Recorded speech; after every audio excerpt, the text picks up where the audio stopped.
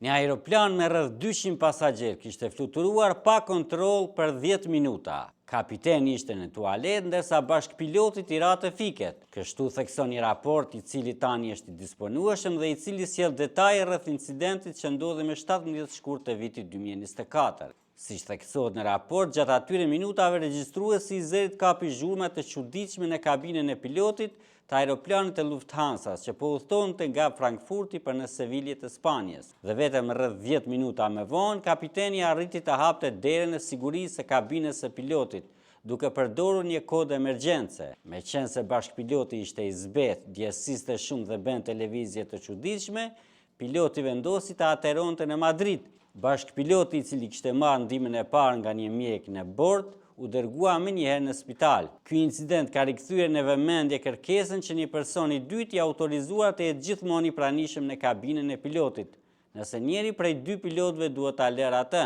Për të mësuar më shumë detaje rreth kësaj ngjarjeje, lexojeni telegraf.com.